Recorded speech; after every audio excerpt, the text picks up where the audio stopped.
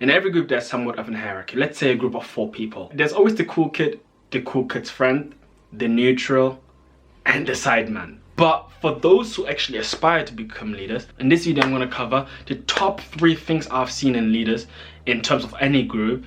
But more importantly, I will cover how not to be the sideman, the person who's at the very bottom of the group. And there's, whether you like it or not, there's always going to be a hierarchy. And the person at the very bottom tends to be, you know, the butt of every joke. The person gets punked for everything. And once you're in that position, it's fucking hard to get out of it. But let's start with the leaders. What I've seen, especially with travel, the one thing I've seen is leaders are chosen. And the chosen criteria is somewhat complex, but I'll kind of simplify it. It's based on strength and warmth. Warmth, on one hand, will get you liked, whereas strength will get you respected. The people that are always being chosen for leadership positions are people who have both. Whilst warmth allows you to connect with people on a deeper level and make them want to follow you, strength makes them respect you because you are capable of actually using that strength to get them what they want, or using that strength to punish them should they rebel. So the respect is there. The number 1 thing I've seen is leaders build individual relationships. And by that I mean they build individual relationships, one-to-one relationships with every single member in the group. Whether it's the sideman, whether it's the neutral person, or whether it's the second guy who could potentially be the leader.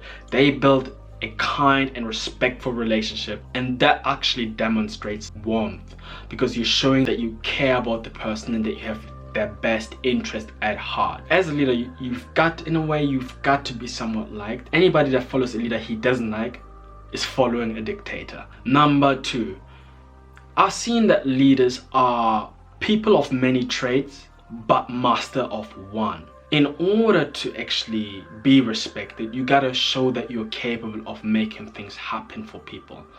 Number 1, I refer to as having people's best interest at heart. But it's no use to have people's best interest at heart if you can't really make things happen. So for every single group, there is something that's really important. Let's say you're a basketball player. If you can score or help people set up scores for them to score, then of course people will respect you. But in every group it's different, you know. As a basketball player, you can't be the captain of the football team. So that's why the dynamics always change based on situation. And if you have a lot of strength, basically competence, then people will again look up to you for your leadership, especially if there's a situation that's very difficult. What I've also observed is a leader of the group never really takes sides. They always know how to keep the peace in the group. For example, if somebody is fighting the sideman, he kind of knows how to kind of like dim it out and let it not escalate. And for that, not only do you need warmth, but you also need strength for people to actually respect you enough to listen to you. Again, every group is different. Sometimes you have to dial up the strength and lower the warmth, especially if you live in a herd. But in other scenarios, you have to dial up the warmth and dial down the strength. You always have to kind of calibrate and adjust and see what is appropriate for the group. And if you do not know who the sucker is, more than likely you're the sucker. And in every group, I've seen some commonalities among the suckers. Number 1, the suckers, they have no coalitions, whereas the leader has individual relationships with people within the group. The sucker has no coalitions.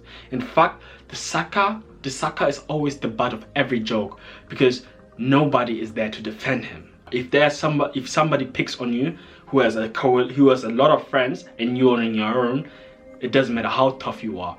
Number 2, the sideman usually is the source of all conflict.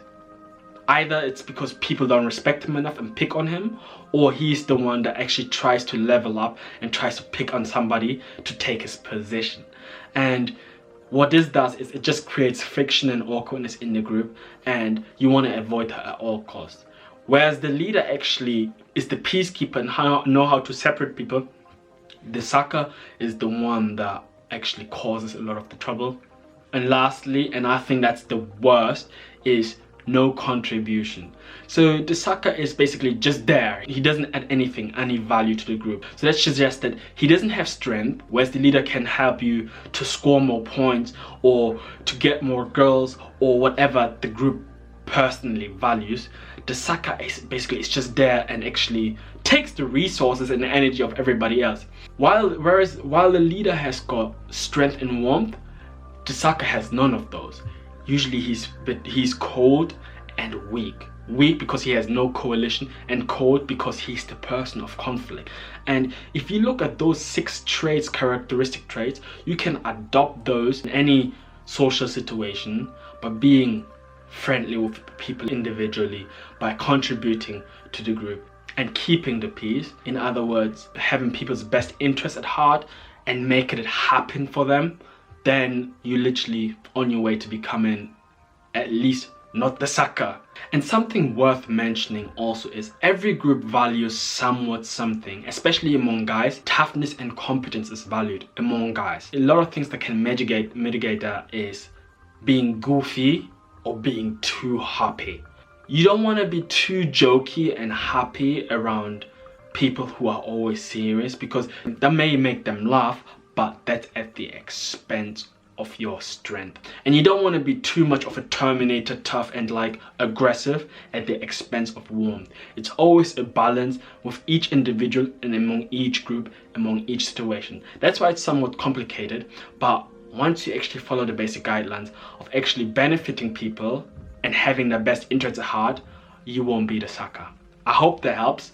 Give it a like if you think it was beneficial. And quick announcement, I'm currently working on my website and creating the course Jozu for my subscribers, and my website is going to be up probably around the next few weeks. I'm looking to create a little focus group, so the first 30 people that keep updated with my channel and actually sign up once my website is out get all access password for free and become part of my focus group. So stay tuned. I'm going to keep you guys updated about my website and the course, and it's probably the best thing I've ever done. So stay tuned. I'll see you.